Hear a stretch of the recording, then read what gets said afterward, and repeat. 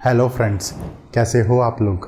मेरा नाम रितेश है और मैं आज आपके सामने फिर से एक नया वीडियो लेके आ गया हूँ। कोडिंग की दुनिया में मैं आप सब लोगों का स्वागत करता हूँ। कोडिंग की दुनिया में हम यहाँ पे अपना एक जावा कोर्स कर रहे हैं और जावा कोर्स के अंदर ये बिल्कुल एक नया वीडियो है। अभी तक हम जावा कोर्स के अंदर इतने सारे टॉपिक्स के बारे में बात कर चुके हैं। यहाँ पे लेफ्ट साइड में मैंने एक जावा प्रोग्रामिंग लैंग्वेज यूनिवर्स को बना रखा है और इस प्रोग्रामिंग लैंग्वेज यूनिवर्स के अंदर फ़िलहाल हम एडवांस टॉपिक्स के बारे में बात कर रहे हैं। एडवांस टॉपिक्स के अंदर हम लोगों ने सबसे पहले एक्सेप्शन हैंडलिंग को समझा था, उसके बाद हम लोगों ने जेनेरिक्स को समझा था और लास्ट वीडियो में हम लोगों ने इनपुट आउटपुट के बारे में बात करी थी। वहाँ पे हमने कोड लिख के इनपुट आउटपुट करने के तरीके को देखा था। आज के इस वीडियो में हम मिसलेनियस टॉपिक्स के बारे में बात करेंगे। जावा के अंदर कुछ ऐसे टॉपिक्स होते हैं जिनको मैं किसी कैटेगरी के अंदर फिट नहीं कर सकता, लेकिन वो हमें डे टू डे लाइफ में हमेशा यूज़ करने को मिलता है, तो हम उसके बारे में आज बात करने वाले हैं। तो चलिए अब इस वीडियो को स्टार्ट करते हैं। वीडियो के स्टार्टिंग में सबसे पहले मैं आप लोगों को बताता हूँ कि हम लोग किन किन टॉपिक्स के बारे में बात करेंगे। सबसे पहले हम लोग यहाँ पे एन्यूमरेशंस को समझेंगे,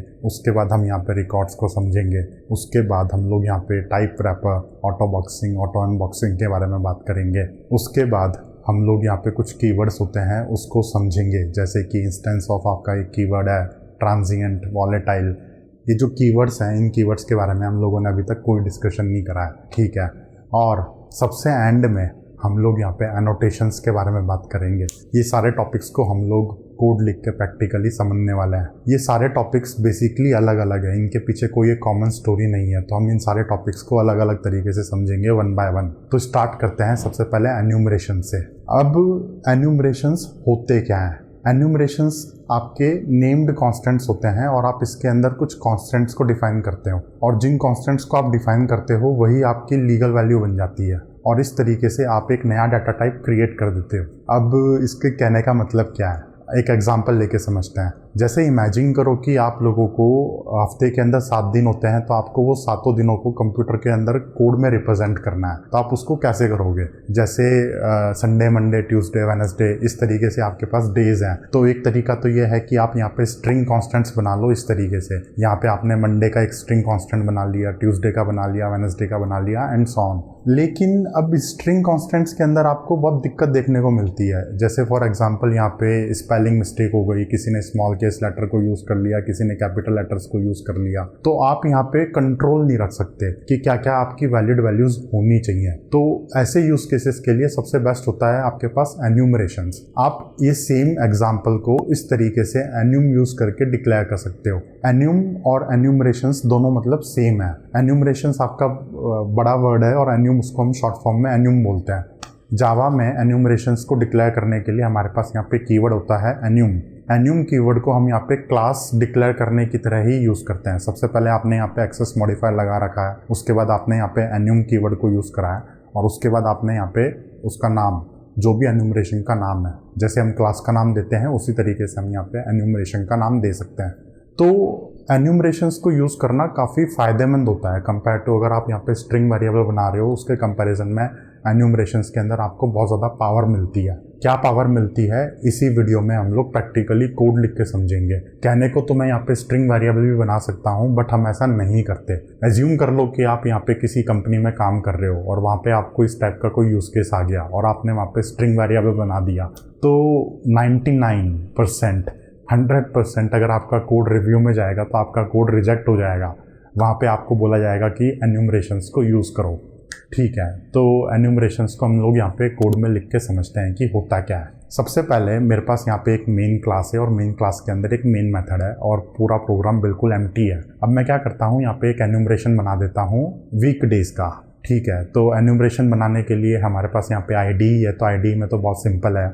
आप यहाँ पे राइट क्लिक करो, राइट क्लिक करने के बाद न्यू जावा क्लास। अब आप यहाँ पे देखो, आपको जो डायलॉग बॉक्स ओपन हुआ है वहाँ पे आपको एक एन्यूम ऑप्शन मिल रहा है, तो आप उसको सेलेक्ट कर लो। उसके बाद आप वहाँ पे कोई नाम दे दो, जैसे कि मैं यहाँ पे नाम दे देता हूँ वीक डेज। यहाँ पे हम जो नाम दे रहे हैं ये एक तरीके से आपके क्लास का नाम है। जो हमने नेमिंग कन्वेंशन के बारे में बात करी थी, वो सारे के सारे नेमिंग कन्वेंशंस यहाँ पे भी अप्लाई होंगे। W यहाँ पे कैपिटल है, D यहाँ पे कैपिटल है। बना लिया हम लोगों ने एन्यूमरेशन। अब आप यहाँ पे इसके सिंटेक्स को ध्यान से समझ लो। Public enum week days. जैसे हम क्लास डिक्लेयर करते हैं उसी तरीके से हम लोगों ने यहाँ पे एन्यूमरेशन को डिक्लेयर कर रखा है। पब्लिक आपका एक्सेस मॉडिफायर है, आप यहाँ पे इसको एम्प्टी भी छोड़ सकते हो, आप यहाँ पे इसको पब्लिक लगाना है तो पब्लिक लगा लो, कोई दिक्कत नहीं है। इसके बाद हम इसके अंदर कुछ कॉन्स्टेंट्स को डिफाइन करते हैं जो हमारी इसकी वैलिड वैल्यूज होती हैं। सबसे पहले हम लोग यहाँ पे लिखते हैं मंडे, ठीक है, ट्यूसडे, वेडनेसडे, कॉमा लगा लगा के मैं यहाँ पे जितने भी मेरे को नाम लिखने हैं लिख सकता हूँ। आप यहाँ पे स्मॉल केस लेटर्स को भी यूज कर सकते हो, कैपिटल लेटर्स को भी यूज कर सकते हो। जो हमारा नेमिंग कन्वेंशन होता है उसके हिसाब से हम लोग यहाँ पे हमेशा कैपिटल लेटर्स को ही यूज करते हैं। तो इस तरीके से मैंने यहाँ पे एन्यूमरेशन बना दिया, संडे, मंडे, ट्यूसडे, 7 दिन को मैंने यहाँ पे लिख दिया। बस इतना सा काम है आपको, और इतना सा अगर आप कोड लिखोगे तो आप लोगों ने यहाँ पे एक एन्यूमरेशन को डिक्लेयर कर दिया। अब हम इसको यूज कैसे करते हैं, सबसे इंपॉर्टेंट बात यह है। तो हम लोग यहाँ पे मेन मेथड के अंदर चलते हैं। एन्यूमरेशन को यूज करना बहुत ही सिंपल है। जिस तरीके से हम लोग क्लास को यूज करते हैं उसी तरीके से हम लोग एन्यूमरेशन को यूज करते हैं। हम यहाँ पे सबसे पहले इसका एक वेरिएबल बना सकते हैं जिसका टाइप होगा आपका वीक डेज। वेरिएबल कैसे बनाओगे उसका सिंटैक्स तो हमें पता है। सबसे पहले आप यहाँ पे नाम लिखो वीक डेज, उसके बाद वेरिएबल का नाम इक्वल टू साइन लगा के उसके अंदर आप कोई वैल्यू असाइन कर सकते हो। आप इस वेरिएबल के अंदर वही वैल्यू असाइन कर सकते हो जो आपने वहाँ पे कॉन्स्टेंट्स को डिक्लेयर करा है, जैसे कि वीक डेज डॉट संडे, ठीक है। मंडे भी कर सकते हो, ट्यूसडे भी कर सकते हो। आप यहाँ पे कुछ ऐसी वैल्यूज नहीं लिख सकते जो कि इनवैलिड है, जैसे कि एबीसी मैं यहाँ पे नहीं लिख सकता क्योंकि एबीसी को मैंने वहाँ पे डिक्लेयर नहीं कर रखा है। तो अब आप यहाँ पे ध्यान से देख लो, इस तरीके से अगर हम एन्यूमरेशन को यूज करते हैं तो हमें यहाँ पे काफी सेफ्टी मिलती है, टाइप सेफ्टी मिलती है। स्ट्रिंग को यूज करने में तो वहाँ पे कोई भी वैल्यूज हो सकती है, स्मॉल कैस लेटर्स, कैपिटल लेटर्स। हमारे प्रोग्राम के अंदर हमें वहाँ पे कंट्रोल नहीं मिलता। एन्यूमरेशंस को हम ऐसी जगहों पे यूज करते हैं जहाँ पे हमें कंट्रोल चाहिए, जैसे कि वीक डेज 7 ही हो सकते हैं, इसके अलावा कुछ नहीं हो सकता। जैसे कि आपको मान लो ट्रैफिक लाइट है, रेड, ग्रीन, येलो, ये 3 ट्रैफिक लाइट होती है आपके पास, तो इन 3 ट्रैफिक लाइट का आप एन्यूमरेशन बना सकते हो, ठीक है। वेरिएबल डिक्लेयर करने के टाइम पे मैंने यहाँ पे न्यू कीवर्ड को यूज़ नहीं करा है। जब हम क्लास का ऑब्जेक्ट बनाते हैं तो वहाँ पे हम न्यू कीवर्ड को यूज़ करते हैं, लेकिन एन्यूमरेशन के टाइम पे मुझे न्यू कीवर्ड को यूज़ करने की कोई ज़रूरत नहीं है, ठीक है। अब इस वेरिएबल को मैं उसी तरीके से यूज़ कर सकता हूँ जिस तरीके से मैं बाकी वेरिएबल्स को यूज़ करता हूँ। इसको मैं मेथड के अंदर पास कर सकता हूँ, जैसे कि करके देख लेते हैं। मैं यहाँ पे एक मेथड बनाता हूँ टेस्ट मेथड के अंदर मैं यहाँ पे एक पैरामीटर को एक्सपेक्ट कर रहा हूँ जो कि आपके वीक डेज टाइप का है। अब मैं इस टेस्ट मेथड को कॉल कर सकता हूँ अपने मेन मेथड से और उसके अंदर वो वेरिएबल पास कर सकता हूँ जो मैंने ऊपर डिक्लेयर कर रखा है। तो ये मैंने एक वेरिएबल को एक मेथड में पास कर दिया। आप एन्यूमरेशंस को इफ स्टेटमेंट के अंदर भी यूज कर सकते हो चेक करने के लिए, जैसे कि if my WD variable is equal to मान लो संडे, ठीक है। तो यहाँ पे ये कंडीशन ट्रू होगी या फॉल्स होगी वो डिपेंड करता है कि आपकी वैल्यू इक्वल है या नहीं है। अगर ऊपर वेरिएबल भी आपका संडे का है तो ये कंडीशन ट्रू हो जाएगी आपकी। अगर ऊपर वेरिएबल आपका मंडे है और नीचे आपने उसको संडे से कंपेयर कर रखा है तो वो वैल्यू आपकी फॉल्स मिलेगी, आपकी कंडीशन एग्जीक्यूट नहीं होगी। आप एन्यूमरेशंस को अपने स्विच स्टेटमेंट के अंदर भी यूज कर सकते हो, जैसे कि मैं यहाँ पे स्विच लिखता हूँ। स्विच के अंदर मैंने यहाँ पे लिखा वीक डे WD जो मैंने वेरिएबल बनाया था वो। उसके बाद मैंने यहाँ पे स्विच की बॉडी चालू करी और उसके बाद मैं यहाँ पे केस स्टेटमेंट्स लिख सकता हूँ। मैं यहाँ पे उतने ही केस स्टेटमेंट्स लिख सकता हूँ जितने मैंने वहाँ पे ऊपर कॉन्स्टेंट्स डिफाइन कर रखे हैं, जैसे कि केस आपका संडे, ठीक है, इसके अंदर कुछ भी कर सकते हो आप केस के अंदर। फिर case Monday, Tuesday, Wednesday, Thursday, Friday, Saturday, ठीक है। अगर मैं यहाँ पे कुछ अलग केस लिखने जाता हूँ जैसे कि केस ABC तो वो यहाँ पे मैच नहीं होगा, हमें कंपाइलर एरर दे देगा क्योंकि ABC टाइप का हमने कोई एन्यूम डिक्लेयर ही नहीं कराया वीकडेज के अंदर, ठीक है। तो ये तो हो गया आपका नॉर्मल यूज़, एन्यूमरेशंस को लेके एकदम नॉर्मल यूज़ है ये। अब एन्यूमरेशंस को लेके बहुत ही इंपॉर्टेंट कंसेप्ट है। अभी तक हमने जितनी भी बात करी है ये तो आपको हर यूट्यूब चैनल पे मिल जाएगा। जितने भी यूट्यूब के अंदर जावा कोर्सेज हैं सबके सब आपको ये बता देंगे जो मैंने आपको बताया है अभी तक फिलहाल। लेकिन जो सबसे इम्पॉर्टेंट बातें हम लोग वो करते हैं, कंसेप्चुअली एन्यूमरेशंस होते हैं और क्यों बनाया गया है इसको। क्यों का तो मतलब हमने समझ लिया कि यार कॉन्स्टेंट्स डिफाइन करने के लिए बनाया गया है, लेकिन जावा के लोगों ने ऐसा क्या ही दिमाग लगा लिया एन्यूमरेशंस के अंदर जो हम लोग स्ट्रिंग कॉन्स्टेंट्स को यूज करके नहीं अकॉम्प्लिश कर पाते, उसको समझते हैं। सबसे पहले जो आपके एन्यूमरेशंस होते हैं ये क्लास के टाइप होता है। जिस तरीके से जावा क्लास को ट्रीट करता है उसी तरीके से जावा एन्यूमरेशंस को ट्रीट करता है। क्लास के अंदर आप मेथड बना सकते हो, क्लास के अंदर आप इंस्टेंस वेरिएबल बना सकते हो, तो आप एन्यूमरेशंस के अंदर भी ये सब कर सकते हो। कंस्ट्रक्टर भी बना सकते हो, अभी हम बना के देखेंगे, ठीक है। जो भी आपके एन्यूमरेशंस होते हैं, सारे के सारे एन्यूमरेशंस आपकी एक क्लास होती है एन्यूम क्लास जावा के अंदर, उससे एक्सटेंड करते हैं। हमें एक्सटेंड कीवर्ड को यूज़ करने की कोई ज़रूरत नहीं है। बाय डिफ़ॉल्ट ऑटोमेटिकली सारे के सारे एन्यूमरेशंस एन्यूम क्लास से एक्सटेंड करते हैं, जैसे कि सारे की सारी क्लासेस आपकी ऑब्जेक्ट से एक्सटेंड करती है उसी तरीके से। तो सबसे ऊपर आता है आपका ऑब्जेक्ट क्लास। ऑब्जेक्ट क्लास के बाद आती है आपकी एन्यूमरेशन क्लास, ENUM, एन्यूम क्लास मतलब। और एन्यूम क्लास के नीचे आते हैं आपके एन्यूमरेशंस जो आप लोगों ने बनाए हैं, जैसे कि वीकडेज हमारा एक एन्यूमरेशन है। अगर ट्रैफिक लाइट हम बनाते हैं तो वो भी एन्यूम क्लास से ही एक्सटेंड करेगा। तो ऑब्जेक्ट क्लास के अंदर जो भी मेथड्स होते हैं वो हमें मिल जाते हैं अपने एन्यूम क्लास के अंदर। इक्वल्स मेथड होता है, हैश कोड होता है, ट्रू स्ट्रिंग होता है, ठीक है। अब एन्यूमरेशंस को जावा क्लास की तरह ट्रीट करता है, तो इसका मतलब क्या है कंसेप्चुअली हम लोग समझते हैं। हम यहाँ पे एन्यूमरेशन का एक ऑब्जेक्ट बना सकते हैं इस तरीके से। ये मैंने एक वेरिएबल डिक्लेयर कर दिया जिसका टाइप है आपका वीकडेज डॉट संडे। तो यहाँ पे एक्चुअल में होगा क्या, कंसेप्चुअली होगा क्या, जो आपका वीकडेज है ये आपकी एक क्लास है, ठीक है। तो इसका एक ऑब्जेक्ट बनेगा। जब मैंने एक वेरिएबल बनाया तो इसका एक ऑब्जेक्ट बनेगा मेमोरी के अंदर, और उस ऑब्जेक्ट का टाइप होगा आपका संडे। वीकडेज जो आपकी क्लास है उसके उतने टाइप के ही ऑब्जेक्ट बन सकते हैं जितने टाइप के आपने एन्यूमरेशंस के अंदर कॉन्स्टेंट्स डिफाइन कर रखे हैं। हमने वीकडेज के अंदर 7 कॉन्स्टेंट्स डिफाइन कर रखे हैं, संडे से लेके आपके Monday, Tuesday and so on. तो जब हम वीकडेज क्लास का वेरिएबल बनाएंगे तो वहाँ पे एक ऑब्जेक्ट बनेगा, और वो ऑब्जेक्ट हम ये सिर्फ 7 टाइप का ही बना सकते हैं। संडे मैंने यहाँ पे लिखा, संडे का मैंने एक वेरिएबल बनाया, तो यहाँ पे मेमोरी के अंदर एक ऑब्जेक्ट बन जाएगा जिसका टाइप होगा आपका संडे। अगर मैं यहाँ पे मंडे का एक वेरिएबल बनाता हूँ तो वहाँ पे मेमोरी के अंदर एक और ऑब्जेक्ट बनेगा जिसका टाइप होगा आपका मंडे।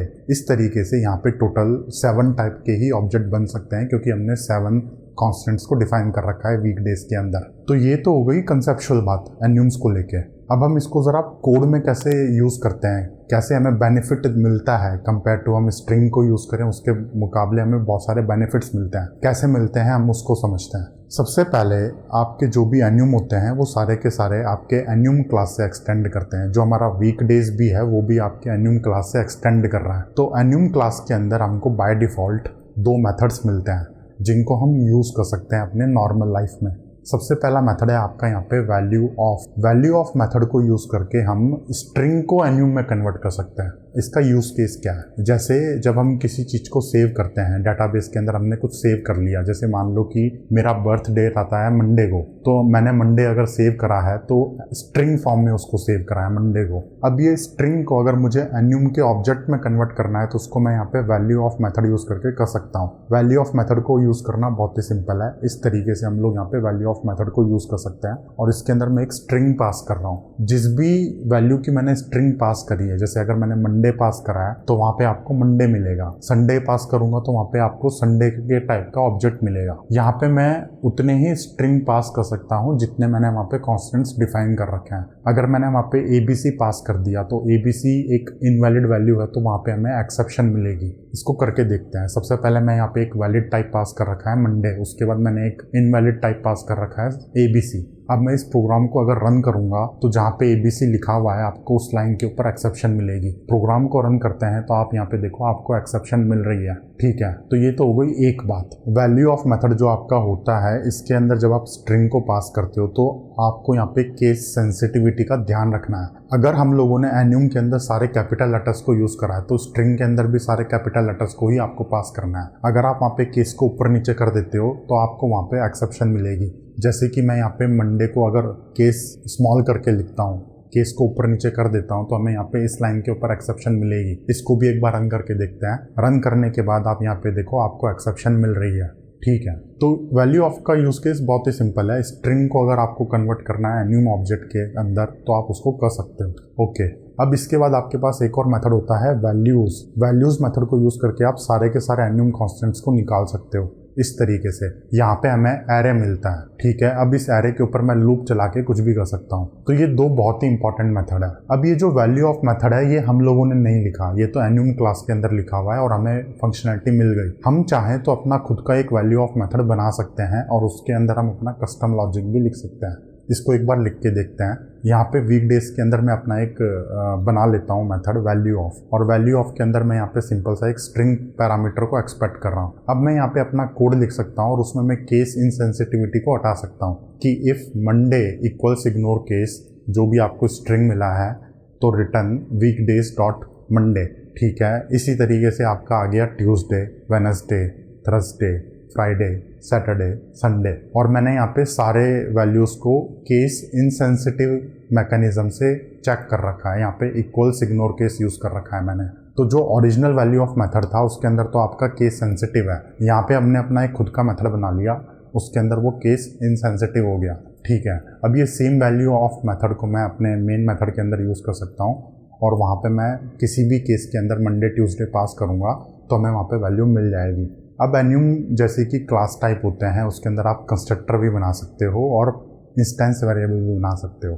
तो इसको समझते हैं। सबसे पहले आप यहाँ पे इस तरीके से कंस्ट्रक्टर बना सकते हो और कंस्ट्रक्टर के अंदर आप किसी पैरामीटर को ले सकते हो। जैसे एज्यूम कर लो कि जो आपका मंडे है वो 1 है, इंटीजर एज्यूम कर लेते हैं हम लोग। मंडे 1 है, ट्यूसडे आपका 2 है, वेडनेसडे 3 है एंड सो ऑन, संडे आपका 7 है। तो स्ट्रिंग के साथ मुझे यहाँ पे इंटीजर भी चाहिए, कहीं पे यूज़ करना होगा मेरे को कोड के अंदर। तो इस यूज़ केस को अकॉम्प्लिश करने के लिए हमें यहाँ पे कुछ करना पड़ता है। क्या करना पड़ता है उसको देखते हैं। सबसे पहले तो हमें यहाँ पे एक इंस्टेंस वेरिएबल बनाना है, इंटीजर टाइप का है, इसका वेरिएबल का नाम है वैल्यू। फिर हमें यहाँ पे एक कंस्ट्रक्टर बनाना है जिसके अंदर मैं इंटीजर वैल्यू को ले रहा हूँ और उसको उस इंस्टेंस वेरिएबल के अंदर असाइन कर रहा हूँ। अब जब मैंने ऊपर न्यूम कॉन्स्टेंट्स को डिक्लेयर कर रखा है तो आपको वहाँ पे ऊपर एरर दिख रही है। वो एरर इसलिए दिख रही है क्योंकि यहाँ पे हमने एक कंस्ट्रक्टर प्रोवाइड कर दिया और कंस्ट्रक्टर के अंदर तो हमारे पास एक पैरामीटर आता है इंटीजर वैल्यू। तो वहाँ पे एन्यूम कॉन्स्टेंट्स डिक्लेयर करने के टाइम पे भी हमें वहाँ पे कुछ वैल्यू पास करनी पड़ेगी। तो मंडे के अंदर मैं यहाँ पे 1 पास कर देता हूँ, ट्यूसडे के अंदर मैं यहाँ पे 2 पास कर देता हूँ, वेडनेसडे के अंदर मैं यहाँ पे 3 पास कर देता हूँ एंड सो ऑन। तो इस चीज़ को आप एक बार ध्यान से देख लो और समझ लो कंसेप्चुअली यहाँ पे हुआ क्या है। यहाँ पे जैसे कि मैंने आपको कहा था एन्यूम क्लास की तरह काम करते हैं, तो हमने यहाँ पे क्लास का एक कंस्ट्रक्टर बना दिया।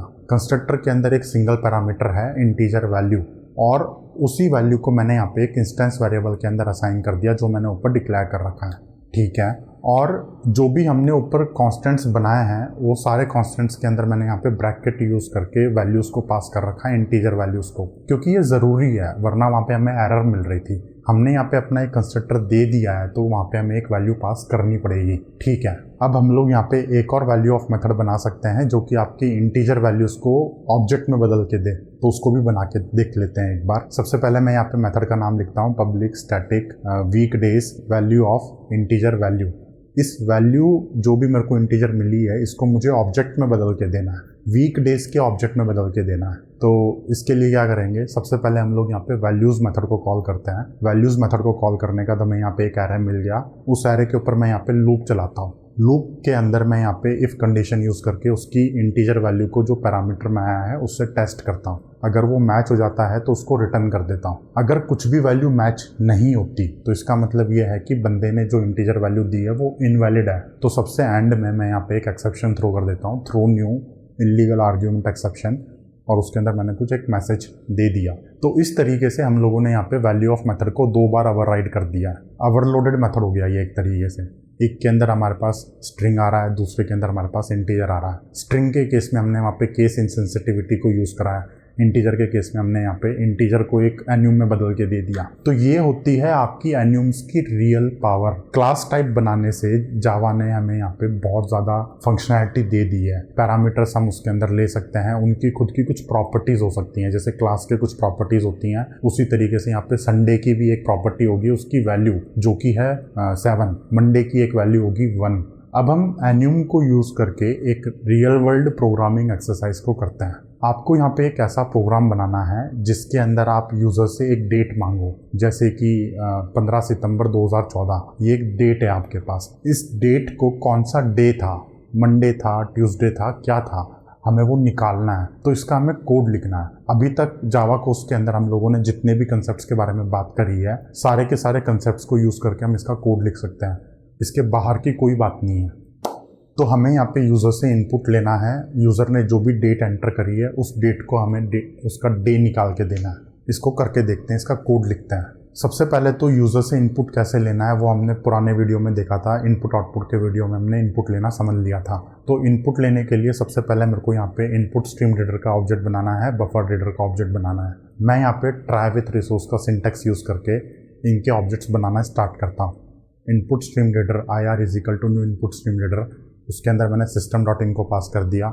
उसके बाद मैंने यहाँ पे बफर्ड रीडर का ऑब्जेक्ट बना लिया। और एक बात और है यहाँ पे कि जो आपका ट्राई विथ रिसोर्स है, इसके अंदर आपको एक एक्सेप्शन मिल रही है, तो हम लोग यहाँ पे एक्सेप्शन को हैंडल कर लेते हैं। यहाँ पे मैंने कैच ब्लॉक लगाया, कैच ब्लॉक के अंदर मैंने यहाँ पे एक्सेप्शन को हैंडल कर लिया। एक्सेप्शन के केस में मैं यहाँ पे एक मैसेज प्रिंट कर दे रहा हूँ, सिंपल सा। अब मुझे यूज़र से इनपुट लेना है, तो string line is equal to नल।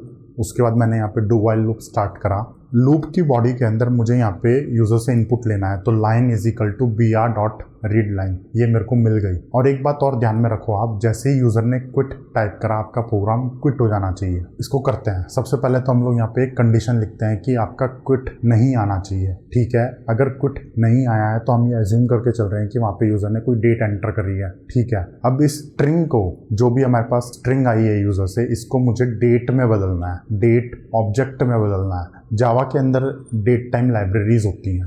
अब ऐसे तो यार जावा के अंदर बहुत सारी लाइब्रेरीज हैं। जैसे जैसे हम कोर्स के अंदर आगे बढ़ेंगे वैसे वैसे धीरे धीरे आप लोगों को लाइब्रेरीज के बारे में पता चलता जाएगा। डेट से रिलेटेड जो भी काम है, कैलेंडर, डेट, फलाना ढिमाका, टाइम जोन, ये जितनी भी चीज़ें हैं, ये सारी की सारी आपकी एक पैकेज के अंदर होती है, जावा डॉट टाइम पैकेज के अंदर। इसके अंदर आपके पास बहुत सारी क्लासेस अवेलेबल हैं। और ऐसे ही आपके पास एक क्लास होती है लोकल डेट। लोकल डेट में सिर्फ डेट आती है, जैसे कि 23 सितंबर 2015। इसमें कोई टाइम नहीं होता। तो स्ट्रिंग को डेट में बदलने के लिए हमारे पास यहाँ पे एक सिंपल सा मेथड होता है, हम उसको यूज़ करते हैं। पहले तो मुझे यहाँ पे एक डेट का पैटर्न सेट करना पड़ेगा कि कौन सा पैटर्न से यूज़र ने डेट एंटर करी है। जैसे कि वो सबसे पहले ईयर दे सकता है, सबसे पहले वो मंथ दे सकता है, या सबसे पहले वो डेट भी दे सकता है। तो हम लोग यहाँ पे एक स्टैंडर्ड पैटर्न को यूज़ करते हैं, YYYY-MM-DD। ये जो पैटर्न होता है, इसका मतलब ये है कि शुरू में आपको ईयर देना पड़ेगा, वो भी 4 लेटर में, जैसे कि 2024। उसके बाद आपको यहाँ पे मंथ देना पड़ेगा, वो भी 2 डिजिट के अंदर आपको मंथ देना पड़ेगा, जैसे कि अगस्त, तो 08 अगस्त हो गया। नवंबर देना है तो 11 हो गया। और उसके बाद आपको यहाँ पे 2 डिजिट के अंदर आपको यहाँ पे डेट देनी है। अगर आपको 5 देना है तो 05, अगर आपको 11 देना है तो 11। तो ये हमने एक पैटर्न डिफाइन कर लिया। इस पैटर्न के अकॉर्डिंग हम लोग डेट को पास करेंगे। स्ट्रिंग जो हमें आई है उसको हम ऑब्जेक्ट में कन्वर्ट करेंगे। तो सबसे पहले हम लोग यहाँ पे एक डेट टाइम फॉर्मेटर का ऑब्जेक्ट बनाते हैं। जावा के अंदर ये एक क्लास है डेट टाइम फॉर्मेटर, जो आपके स्ट्रिंग को फॉर्मेट करने का काम करती है। हमने यहाँ पे ऑब्जेक्ट बनाया date time formatter, formatter is equal to date time formatter dot of pattern, और उसके अंदर हमने यहाँ पे ब्रैकेट के अंदर पैटर्न दे रखा है, ठीक है। अब इस फॉर्मेटर के अकॉर्डिंग हम लोग अपने डेट को पास करते हैं। लोकल डेट डॉट पास, उसके अंदर मैंने यहाँ पे स्ट्रिंग पास कर दिया और फॉर्मेटर पास कर दिया। इसके बाद मुझे एक ऑब्जेक्ट मिलता है लोकल डेट का, मिल गया। अब इस ऑब्जेक्ट के ऊपर एक मेथड होता है आपके पास, get day of week dot value. तो इससे हमें एक इंटीजर वैल्यू मिल गई। कंसेप्चुअली जब हम बात करते हैं कि यार 15 सितंबर 2015, तो इसमें हमें कंसेप्चुअली हमारा ह्यूमन माइंड तो बहुत ही आसानी से प्रोसेस कर सकता है कि डेट है आपकी 15, महीना है आपका सितंबर, और साल है आपका 2015। लेकिन कोड के अंदर ये बहुत ही मतलब ये लॉजिक को लिखना इतना आसान काम नहीं होता है, थोड़ा डिफिकल्ट काम होता है। तो उसके लिए जावा ने यहाँ पे डेट लाइब्रेरीज बना रखी है, फॉर्मेटर बना रखा है, फलाना ढिमाका। अलग अलग कंट्रीज में अलग अलग डेट्स होती हैं, अलग अलग टाइम जोन होता है, तो उसके हिसाब से ये पूरे की पूरी लाइब्रेरी अवेलेबल होती है हमारे पास। उसी लाइब्रेरी को हम यहाँ पे यूज कर रहे हैं। अब हमारे पास ये जो इंटीजर वैल्यू निकल के आई है, ये इंटीजर वैल्यू को मैं यहाँ पे डायरेक्टली अपने एन्यूम के अंदर कन्वर्ट कर सकता हूँ। मैंने यहाँ पे एन्यूम के अंदर एक मेथड बना रखा है वैल्यू ऑफ, तो वैल्यू ऑफ मेथड के अंदर मैं इस इंटीजर को पास कर सकता हूँ। उसके बाद मुझे यहाँ पे डायरेक्टली अपने वीकडे मिल जाएगा, जो भी वीकडे है, और फिर वीकडे को मैं यहाँ पे system dot out dot print line करके प्रिंट कर देता हूँ कि on this date the day is this. तो प्रोग्राम को रन करने से पहले एक बार आप यहाँ पे कोड को ध्यान से देख लो कि क्या हो रहा है कोड के अंदर। कंसेप्चुअली मैं आपको फिर से समझाता हूँ। सबसे पहले हम लोगों को यहाँ पे यूजर से इनपुट लेना है। इनपुट लेने के लिए क्या कोड लिखा हुआ है वो तो बहुत सिंपल है कि हमने यहाँ पे इनपुट स्ट्रीम रीडर का ऑब्जेक्ट बनाया, बफर रीडर का ऑब्जेक्ट बनाया। उसके बाद हम लोगों ने यहाँ पे डू वाइल लूप लगा रखा है। यूजर जो जो डेट एंटर करता जाएगा वो डेट हमें यहाँ पे उसको वीकडे में कन्वर्ट करना है। जैसे ही यूजर ने क्विट टाइप करा, आपका प्रोग्राम क्विट हो जाना चाहिए। क्विट नहीं लिखा है तो आपका चलता रहना चाहिए प्रोग्राम, ठीक है। लिख दिया हमने, यहाँ पे लूप भी लगा दिया। उसके बाद हम लोगों ने यहाँ पे जो स्ट्रिंग आया है उस स्ट्रिंग को हमने यहाँ पे डेट के ऑब्जेक्ट में कन्वर्ट कर रखा है। स्ट्रिंग को डेट के ऑब्जेक्ट में कन्वर्ट करने के लिए हमने यहाँ पे जावा के अंदर कुछ इनबिल्ट क्लासेस हैं उनको यूज़ करा है। अभी आप लोग बोलोगे कि यार सर इन क्लासेस के बारे में तो हमें पता ही नहीं है, हमें कैसे पता चलेगा, कल को कोई भी सिचुएशन आ सकती है, हम क्या करेंगे। तो ऐसा नहीं है, घबराने की ज़रूरत नहीं है। जैसे जैसे आप धीरे धीरे कोड लिखना शुरू करोगे वैसे वैसे आपको चीज़ें समझ में आती जाएंगी। जब मैंने पहली बार कोड लिखना स्टार्ट करा था तो मुझे भी नहीं पता था डेट के बारे में, लेकिन कोई यूज़ केस आया, मेरे को पता चला डेट क्या होती है और उसके बाद मैंने इन ऑब्जेक्ट्स को यूज़ करना शुरू कर लिया। स्ट्रिंग को डेट में बदलने के बाद हम लोगों ने वहाँ पे एक इंटीजर वैल्यू निकाली है। इंटीजर वैल्यू को हम लोगों ने यहाँ पे अपने वैल्यू ऑफ मेथड के अंदर पास कर रखा है और उससे हमें यहाँ पे वीकडे निकल के आ गया और उसी वीकडे को हमने यहाँ पे system.out.println करके अपने कंसोल पे राइट कर रखा है। सबसे एंड में हमें यहाँ पे लूप की कंडीशन लगानी है, टर्मिनेशन कंडीशन। तो टर्मिनेशन कंडीशन क्या होगी? सबसे पहले तो आपका लाइन वेरिएबल नल नहीं होना चाहिए, line is not equal to null. And आपका क्विट भी नहीं आना चाहिए, यूज़र ने क्विट भी टाइप नहीं करना चाहिए। तो ये आपका यहाँ पे प्रोग्राम कंप्लीट हो गया है। अब हम इस प्रोग्राम को रन करते हैं। प्रोग्राम को रन करोगे तो आप यहाँ पे देखोगे आपका प्रोग्राम वेट कर रहा है यूज़र इनपुट के लिए। तो मैं यहाँ पे कोई भी एक डेट एंटर कर देता हूँ। जैसे ही मैंने यहाँ पे एक डेट एंटर करी, मेरे को वहाँ पे लिख के आ गया कि दिस डे इज़ दिस। मैं यहाँ पे कोई दूसरी डेट एंटर करता हूँ तो हमें वहाँ पे पता चल गया कि इस दिन कौन सा डे था। ठीक है, जैसे ही मैं यहाँ पे क्विट लिखूंगा हमारा प्रोग्राम यहाँ पे क्विट हो जाएगा, स्टॉप हो जाएगा। आप इसको जाके एक बार मैच कर लेना, जो भी मैंने यहाँ पे डेट्स एंटर करी है कैलेंडर में जाके देख लेना, यही दिन मिलेगा आपको जो हमने यहाँ पे कोड लिखा है। तो इस एक प्रोग्राम के अंदर हमने यहाँ पे काफ़ी सारे कंसेप्ट्स को कंबाइन करके हमने प्रोग्राम लिख दिया। इनपुट कैसे लेना है, लूप का कंसेप्ट लिख लिया हमने, इफ़ कंडीशन लगा दी, एन्यूमरेशंस को यूज़ कर लिया। एन्यूमरेशंस के अंदर हमने यहाँ पे वैल्यू ऑफ मेथड को बना लिया। एन्यूमरेशंस आपके क्लास टाइप होते हैं तो उसके अंदर हमने कंस्ट्रक्टर को बना लिया, एक इंस्टेंस वेरिएबल को भी बना लिया। इसके बाद एन्यूमरेशंस को लेके कुछ होमवर्क है, यहाँ पे 2-3 क्वेश्चंस हैं, आप इनको सॉल्व करने का ट्राई करो। एन्यूमरेशंस के बाद अगला टॉपिक है आपके पास यहाँ पे रिकॉर्ड्स। तो अब रिकॉर्ड क्या होते हैं? कभी कभी क्या होता है ना कि हमें कुछ कॉम्प्लेक्स डाटा टाइप को अपने कोड के अंदर लिखना होता है।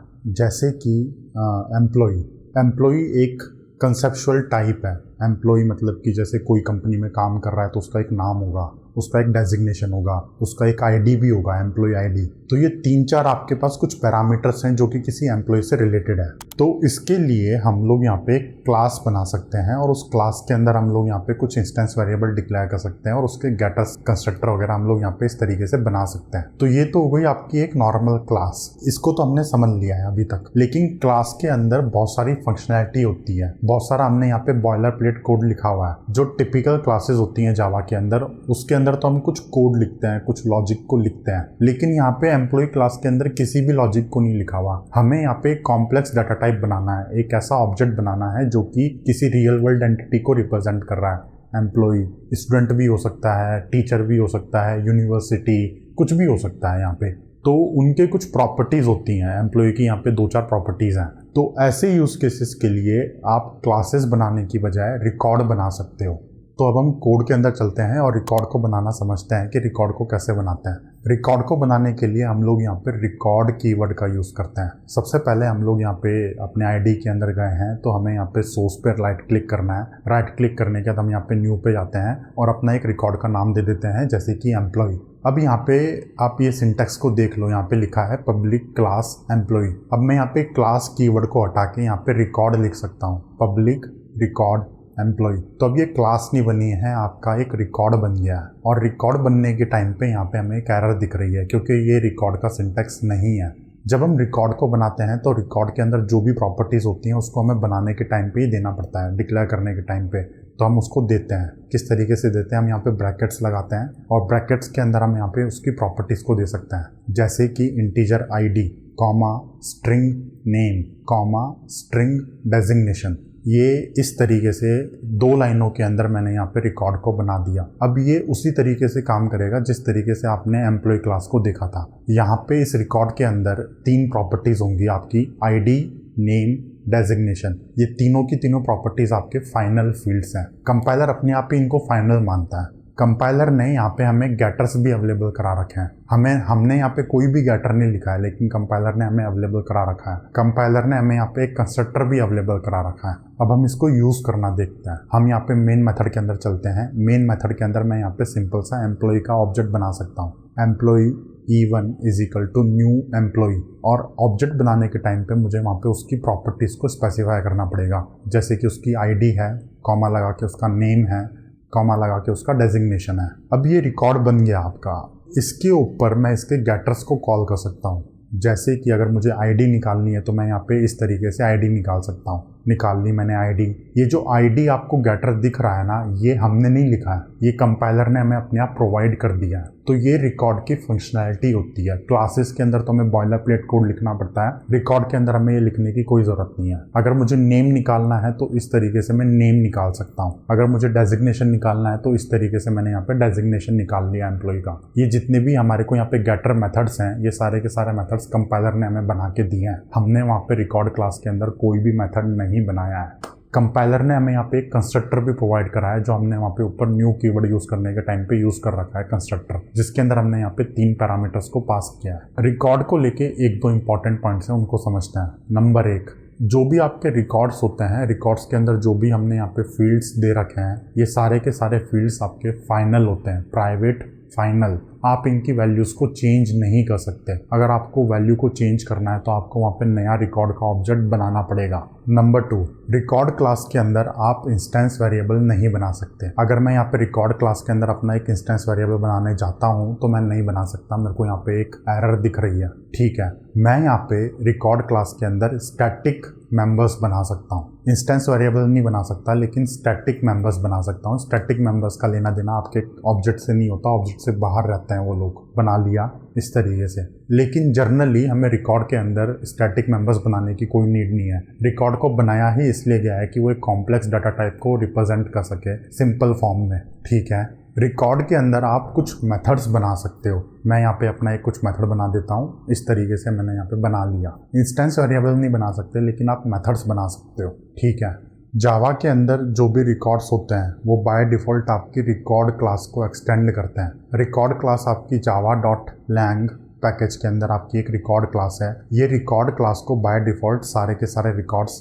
एक्सटेंड करते हैं। अगर हम लोगों ने वहाँ पे एक्सटेंड कीवर्ड को यूज़ नहीं करा है तो भी वो एक्सटेंड करते हैं। तो यहाँ पे आपकी हिरार्की क्या होगी? सबसे पहले आपकी ऑब्जेक्ट क्लास है। ऑब्जेक्ट क्लास के बाद आपकी रिकॉर्ड क्लास आती है। रिकॉर्ड क्लास के बाद आपने जो भी रिकॉर्ड्स बनाया है वो आते हैं। रिकॉर्ड क्लास के अंदर कुछ ऐसे मेथड्स होते हैं जो कि बाय डिफ़ॉल्ट ओवररिडन होते हैं, जैसे कि equals method, hash code method और टू स्ट्रिंग मेथड। ये तीनों के तीनों मेथड्स हम लोगों ने ऑब्जेक्ट क्लास के अंदर देखे थे, और कंपाइलर इन तीनों मेथड्स को हमारे लिए इम्प्लीमेंट करके देता है हमें। तो हमने यहाँ पे जो एम्प्लॉय क्लास बनाई है, एम्प्लॉय क्लास के अंदर हमने यहाँ पे टू स्ट्रिंग मेथड को नहीं लिखा, लेकिन टू स्ट्रिंग मेथड हमें अवेलेबल होता है। मैंने यहाँ पे जो एम्प्लॉय क्लास का ऑब्जेक्ट बना रखा है, अगर मैं इसके ऊपर टू स्ट्रिंग को कॉल करता हूँ तो इसका मुझे स्ट्रिंग रिप्रेजेंटेशन मिल जाएगा। उसको मैं यहाँ पे system.out.println करके यहाँ पे प्रिंट कर सकता हूँ। रिकॉर्ड क्लास के अंदर आपके पास एक हैश कोड मेथड भी होता है, तो मैं हैश कोड मेथड को कॉल करके वहाँ पे उसका हैश कोड निकाल सकता हूँ, और उसको भी मैं यहाँ पे system.out.println करके प्रिंट कर देता हूँ। अब अगर मैं प्रोग्राम को रन करता हूँ तो आप यहाँ पे देखो आपको क्या मिल रहा है।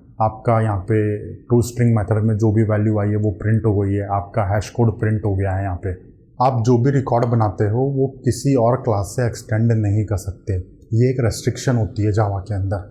मैंने यहाँ पे जो एम्प्लॉय रिकॉर्ड बनाया है, इसको मैं अगर किसी क्लास से एक्सटेंड करने की कोशिश करता हूँ तो मैं नहीं कर सकता, मेरे को वहाँ पे एक्सेप्शन मिलेगी। रिकॉर्ड क्लास किसी इंटरफेस को इम्प्लीमेंट कर सकती है, वो क्लास को तो एक्सटेंड नहीं कर सकती, लेकिन वो इंटरफेसेस को इम्प्लीमेंट कर सकती है। अगर मैं यहाँ पे किसी इंटरफेस को इम्प्लीमेंट करता हूँ तो मेरे को यहाँ पे कोई एरर नहीं दिख रही है, तो मैं इंटरफेसेस को इम्प्लीमेंट कर सकता हूँ अपने रिकॉर्ड के अंदर। तो रिकॉर्ड को लेके ये कुछ इंपॉर्टेंट पॉइंट्स हैं जो हमने यहाँ पे डिस्कस कर लिए हैं। ओके, अब सबसे इम्पॉर्टेंट जो कोई नहीं बताने वाला आपको, मैं आपको बता रहा हूँ। रिकॉर्ड के अंदर आप कंस्ट्रक्टर बना सकते हो, अपने खुद के कंस्ट्रक्टर्स भी बना सकते हो। जावा ने तो मैं यहाँ पे एक कंस्ट्रक्टर प्रोवाइड कर ही रखा है, जिसके अंदर बाय डिफ़ॉल्ट वही पैरामीटर्स होते हैं जो हमने ऊपर उसके सिंटैक्स में डिक्लेयर कर रखे हैं। लेकिन अगर मुझे अपना कोई कंस्ट्रक्टर बनाना है कुछ कस्टम यूज केसेस के लिए, तो मैं अपना कंस्ट्रक्टर भी बना सकता हूँ। रिकॉर्ड के अंदर 2 टाइप के कंस्ट्रक्टर्स होते हैं। एक तो वो कंस्ट्रक्टर्स होते हैं जो कि सारे के सारे पैरामीटर्स को ले रहे हैं जो आपने ऊपर डिक्लेयर कर रखे हैं। हम यहाँ पे एक कंस्ट्रक्टर बनाते हैं जैसे कि public employee integer ID, string name comma string designation, ये मैंने एक कंस्ट्रक्टर बना दिया। और इसका यूज़ केस कहाँ आएगा, जैसे एज्यूम कर लो कि आपको नेम के अंदर जो भी स्पेसेस हैं सारी स्पेसेस को आपको रिमूव करना है, ट्रिम करना है, तो आप यहाँ पे ट्रिम करके उसको असाइन कर सकते हो वेरिएबल के अंदर। डेजिग्नेशन के अंदर भी आपको कोई स्पेसेस मिली है तो आप उसको ट्रिम करके असाइन कर सकते हो। आप यहाँ पे कुछ वैलिडिटी चेक भी लगा सकते हो कि जैसे अगर आपकी आईडी 0 है तो आप यहाँ पे एक्सेप्शन थ्रो कर दो कि employee ID can not be 0 और लेस देन 0, ठीक है। तो कंस्ट्रक्टर बनाने का यूज केस यही है कि हमें कुछ चेक लगाना है, वहाँ पे कुछ स्पेसेस को ट्रिम करना है, एक्सेट्रा एक्सेट्रा। तो इस टाइप का जो भी कंस्ट्रक्टर होता है इनको हम बोलते हैं कैनोनिकल कंस्ट्रक्टर, क्योंकि इसके अंदर पैरामीटर्स वही हैं जो हमने ऊपर रिकॉर्ड में डिक्लेयर कर रखे हैं, वो सेम पैरामीटर्स हमने यहाँ पे कंस्ट्रक्टर के अंदर ले रखे हैं। तो ये आपका कैनोनिकल कंस्ट्रक्टर कहलाता है टेक्निकली। अब एक दूसरा टाइप का भी कंस्ट्रक्टर होता है, जैसे इमेजिन करो कि जो ऊपर पैरामीटर्स हैं आपको वहाँ पे पैरामीटर्स को चेंज करना है, कोई डिफॉल्ट वैल्यू प्रोवाइड करनी है। अगर किसी ने डेजिग्नेशन नहीं दिया है तो उसका डिफॉल्ट वैल्यू हो गया इंटर्न। तो ऐसे टाइप के कंस्ट्रक्टर को भी हम बना सकते हैं, एक बार बना के देख लेते हैं। जैसे कि पब्लिक एम्प्लॉय, इसके अंदर सिर्फ 2 ही पैरामीटर्स हैं, आईडी और उसका नेम। तो ऐसे कंस्ट्रक्टर्स के अंदर सबसे पहले हमें यहाँ पे दिस कीवर्ड को यूज करके उसके डिफॉल्ट कंस्ट्रक्टर को कॉल करना पड़ता है। रिकॉर्ड बनने के टाइम पे उसको 3 पैरामीटर्स चाहिए, तीनों पैरामीटर्स आपके फाइनल होते हैं। तो हमें यहाँ पे पहले किसी और कंस्ट्रक्टर को कॉल करना पड़ेगा दिस कीवर्ड यूज करके, और दिस कीवर्ड यूज करके जो भी फील्ड की वैल्यू हमें नहीं मिली है उसकी हमें डिफॉल्ट वैल्यू स्पेसिफाई करनी है। आईडी के केस में मैं आईडी पास कर रखी है, नेम के केस में मैंने यहाँ पे नेम पास कर रखा है, डेजिग्नेशन के केस में मैंने यहाँ पे डिफॉल्ट वैल्यू पास कर रखी है इंटर्न। तो ये जो कंस्ट्रक्टर होता है जिसके अंदर पैरामीटर्स आपके अलग अलग होते हैं, ऐसे कंस्ट्रक्टर को बोलते हैं आप नॉन कैनोनिकल कंस्ट्रक्टर्स। ये टेक्निकल नेम है इसका, ठीक है। जर्नली हमें डे टू डे लाइफ में जब हम प्रोग्रामिंग करते हैं तो हमें कंस्ट्रक्टर बनाने की कोई नीड नहीं होती। आपको कंसेप्चुअली समझाने के लिए मैंने यहाँ पे दोनों कंस्ट्रक्टर्स को बना के आपको दिखा रखा है, बट मोस्टली 99% यूज केसेस में हम लोग डायरेक्टली रिकॉर्ड को बनाते हैं। हमें इंस्टेंस वेरिएबल बनाने की भी कोई नीड नहीं होती, गेटर सेटर फलाना ढिमाका हम कुछ नहीं बनाते हैं। हम सिर्फ रिकॉर्ड को डिक्लेयर करते हैं एकदम सिंपल तरीके से और उसका ऑब्जेक्ट बना के अपने कोड में उसको यूज़ करते हैं। क्लासेस से बहुत सिंपल है ये। क्लासेस के अंदर तो आप बहुत सारा कॉम्प्लिकेटेड कोड लिख सकते हो। रिकॉर्ड का काम सिर्फ इतना है कि किसी रियल वर्ल्ड की वैल्यू को रिप्रेजेंट कर ले, स्टूडेंट, एम्प्लॉय, टीचर, फलाना ढिमाका, ठीक है। तो रिकॉर्ड हमारा खत्म हो गया है। अब रिकॉर्ड के बाद अगला टॉपिक आता है आपका type rappers, auto boxing and auto unboxing. तो ये टॉपिक को समझते हैं, ये सबसे इम्पॉर्टेंट कंसेप्ट है और बहुत ही सिंपल कंसेप्ट है ये।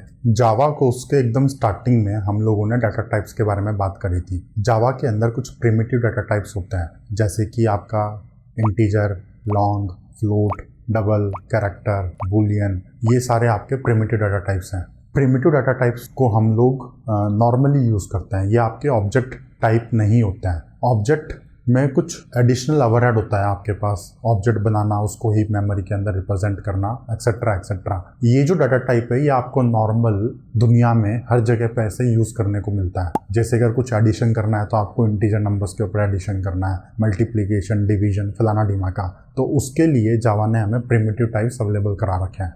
यहाँ पे प्रिमिटिव टाइप का बहुत ही बड़ा सिग्निफिकेंस है, क्योंकि हम इंटीजर्स को नॉर्मल कैलकुलेशन में यूज़ करते हैं। अगर हम वहाँ पे ऑब्जेक्ट को यूज़ करेंगे तो ऑब्जेक्ट के ऊपर बहुत सारी ओवरहेड होती है, मेमोरी में उसको रिप्रेजेंट करना, हीप मेमोरी एलोकेट करना, एक्सेट्रा एक्सेट्रा। तो अगर हम इन नॉर्मल केसेस के लिए भी ऑब्जेक्ट बनाने लग गए तो कैसे काम चलेगा, फिर तो हमारे को बहुत ज़्यादा परफॉर्मेंस डिग्रेडेशन देखने को मिलेगा। इसलिए प्रिमिटिव टाइप्स का यूज़ केस आता है। अब कभी कभी ऐसा होता है कि आपको ऑब्जेक्ट टाइप की ज़रूरत पड़ती है, वहाँ पे प्रिमिटिव से आपका काम नहीं चलता, ऑब्जेक्ट से आपका काम चलता है। जैसे कि जेनेरिक्स के अंदर हम लोग जब बनाते हैं, जेनेरिक कोड को लिखते हैं, तो वहाँ पे हम प्रिमिटिव टाइप को यूज़ नहीं कर सकते। वहाँ पे हमें उसके वैपर क्लास को यूज़ करना पड़ता है। इंटीजर की एक वैपर क्लास होती है इंटीजर। वैपर क्लास का सिंपल सा मतलब ये है कि एक ऐसी क्लास जो आपके प्रिमिटिव टाइप को अपने अंदर रख रही है। इंटीजर आपका एक प्रिमिटिव टाइप है, उसके ऊपर उसने एक ऑब्जेक्ट बना दिया, वैपर क्लास बना दी। कैरेक्टर आपका प्रिमिटिव टाइप है तो उसने उसके ऊपर एक वैपर क्लास बना दी कैरेक्टर नाम की।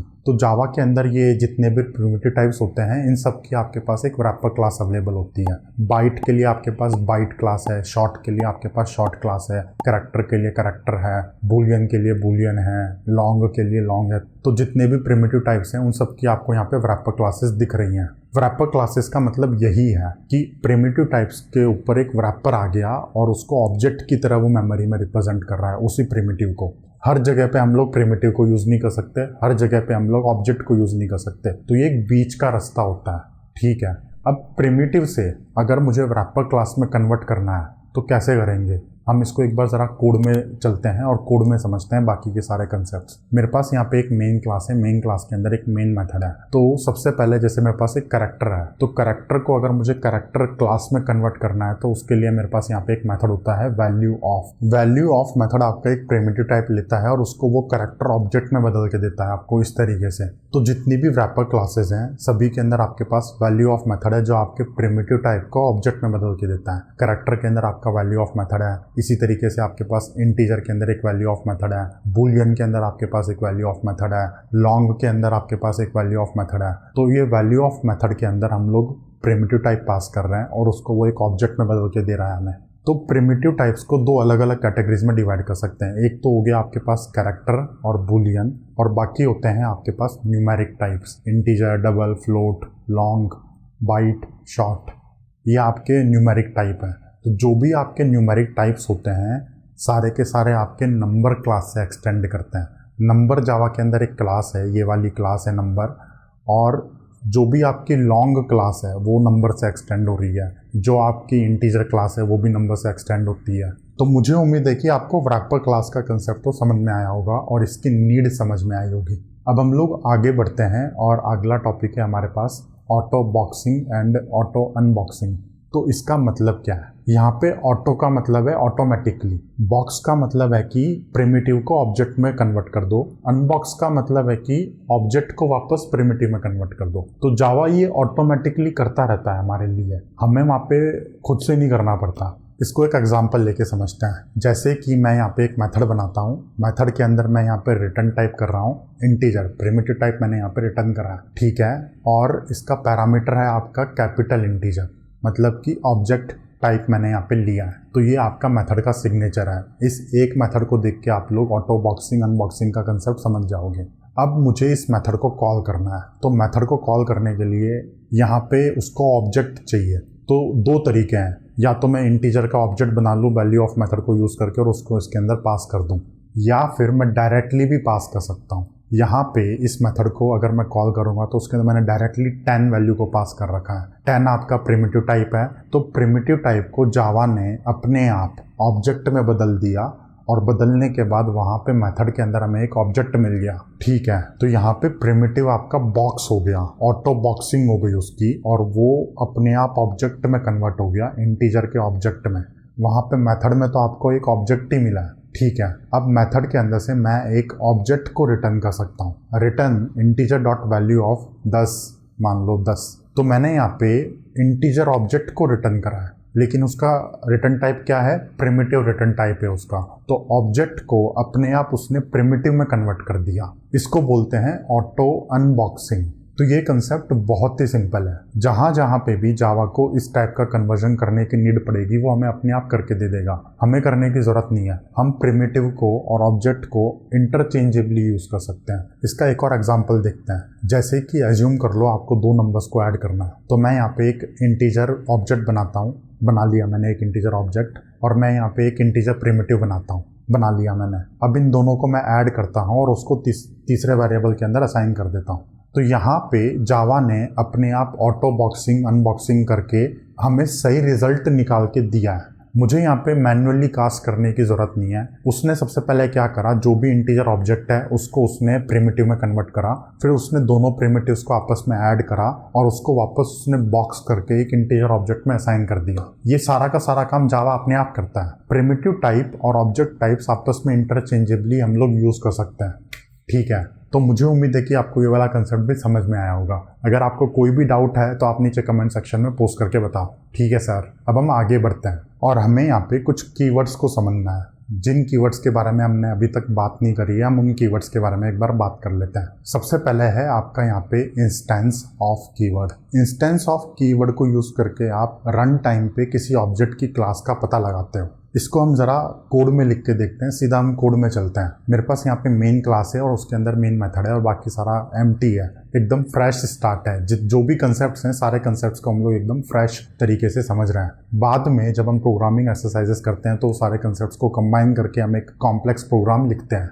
तो अभी हमें इंस्टेंस ऑफ को समझना है। इंस्टेंस ऑफ को समझने के लिए मैं यहाँ पे क्या करता हूँ, सबसे पहले एक क्लास बनाता हूँ, पेरेंट बना ली मैंने, एक पेरेंट क्लास, सिंपल सी क्लास है। फिर मैं यहाँ पे एक चाइल्ड क्लास बनाता हूँ, चाइल्ड 1, जो ये पेरेंट को एक्सटेंड कर रही है, बना लिया मैंने। फिर मैं यहाँ पे एक और चाइल्ड क्लास बनाता हूँ, चाइल्ड 2, ये भी आपकी पेरेंट को एक्सटेंड कर रही है। तो हमारे पास यहाँ पे कोड के अंदर क्या हायरार्की है, एक पेरेंट क्लास है और उस पेरेंट के आपके पास 2 चाइल्ड क्लासेस हैं। अब मैं क्या करता हूँ, ऑब्जेक्ट बनाता हूँ। सबसे पहले मैं यहाँ पे चाइल्ड 1 का ऑब्जेक्ट बनाता हूँ और उसको मैं पेरेंट के वेरिएबल में असाइन कर रहा हूँ, कर दिया। फिर मैं यहाँ पे चाइल्ड 2 का ऑब्जेक्ट बनाता हूँ और उसको मैं पेरेंट के वेरिएबल में असाइन कर रहा हूँ, कर दिया। तो मेरे पास जो रेफरेंस टाइप है, रेफरेंस टाइप तो आपके पेरेंट का है, लेकिन उसके अंदर 2 अलग अलग टाइप के ऑब्जेक्ट्स पड़े हैं। P1 के अंदर आपके पास चाइल्ड 1 का ऑब्जेक्ट है, P2 के अंदर आपके पास चाइल्ड 2 का ऑब्जेक्ट है। अब मुझे रन टाइम पे पता लगाना है कि ये ऑब्जेक्ट किस टाइप का है, तो मैं वहाँ पे इंस्टेंस ऑफ कीवर्ड को यूज़ करता हूँ।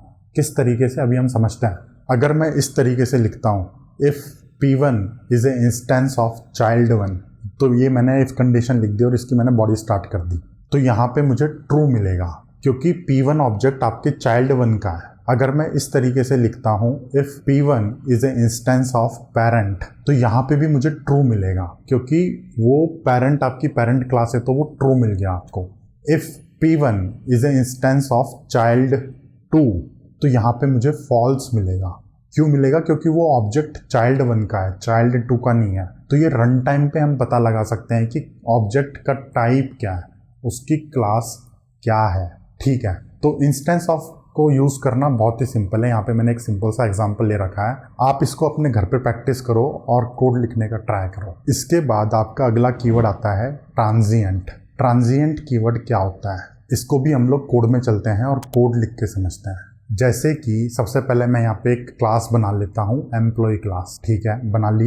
एम्प्लॉय क्लास के अंदर मैं यहाँ पे 3 इंस्टेंस वेरिएबल को डिक्लेयर करता हूँ। सबसे पहले उसकी आईडी, प्राइवेट इंट आईडी, फिर उसका नाम, प्राइवेट स्ट्रिंग नेम, फिर उसका डेजिग्नेशन, प्राइवेट स्ट्रिंग डेजिग्नेशन। ठीक है, अब अगर मैं इस ऑब्जेक्ट को सीरियलाइज करने जाऊँगा तो यहाँ पे ये तीनों फील्ड्स को सीरियलाइज हो जाएंगी। अब यहाँ पे सीरियलाइजेशन का मतलब क्या है? अभी कुछ लोग बोलेंगे सर ये क्या आप इतने नए नए कंसेप्ट्स बता रहे हो यार, हमारे तो सर के ऊपर से जा रहे हैं। ऐसा नहीं है, आप इसको समझने का ट्राई करो। अगर आपने आज तक के सारे वीडियो देखे हैं तो ठीक है, ये कंसेप्ट्स उनके ऊपर ही आ रहे हैं और इनके अलावा कुछ और है ही नहीं। आपको एक बार बस यही समझना है जो मैं आपको समझाना चाह रहा हूँ। अगर आपने ये सब समझ लिया तो आप लोग जावा में कोड लिखना स्टार्ट कर दोगे, आपको कोई नहीं रोक सकता। सीरियलाइजेशन का मतलब होता है कि ऑब्जेक्ट जो है ये तो एक लॉजिकल चीज़ है, मेमोरी के अंदर है। अब अगर मुझे ऑब्जेक्ट को कहीं पे सेव करना है, डाटाबेस के अंदर सेव करना है, उसको फाइल के अंदर सेव करना है, तो ऑब्जेक्ट को सीरियलाइज करना पड़ता है, बाइट में कन्वर्ट करना पड़ता है उसको, बाइट डाटा में। किसी भी ऑब्जेक्ट को बाइट डाटा में कन्वर्ट करने की प्रोसेस को बोलते हैं सीरियलाइजेशन। ठीक है, और किसी भी बाइट डाटा को वापस से ऑब्जेक्ट में कन्वर्ट करने की प्रोसेस को बोलते हैं डीसीरियलाइजेशन। तो अगर मैं एम्प्लॉय क्लास को सीरियलाइज करने जाऊंगा तो वहां पे ये तीनों फील्ड्स आपके सीरियलाइज हो जाएंगे और बाइट में बदल जाएंगे। अब एज्यूम करो कि मुझे यहाँ पे एक ऐसा और फील्ड बनाना है जो कि मुझे सीरियलाइज नहीं करना। जैसे कि मान लो एक फील्ड बना लेते हैं ABC, प्राइवेट स्ट्रिंग ABC। अब ये जो ABC है इसको मुझे सीरियलाइज नहीं करना, तो इसके लिए आपका कीवर्ड होता है ट्रांजिएंट कीवर्ड। इस फील्ड के आगे मैं ट्रांजिएंट कीवर्ड लगा सकता हूँ इस तरीके से। अगर मैं किसी फील्ड के ऊपर ट्रांजिएंट कीवर्ड को यूज करता हूँ तो वो फील्ड आपका सीरियलाइज नहीं होगा। ट्रांजिएंट कीवर्ड का यूज केस यही है। ऑब्जेक्ट को जब हम सीरियलाइज करने जाएंगे तो जिस भी फील्ड के ऊपर ट्रांजिएंट लिखा है वो आपका सीरियलाइज नहीं होगा।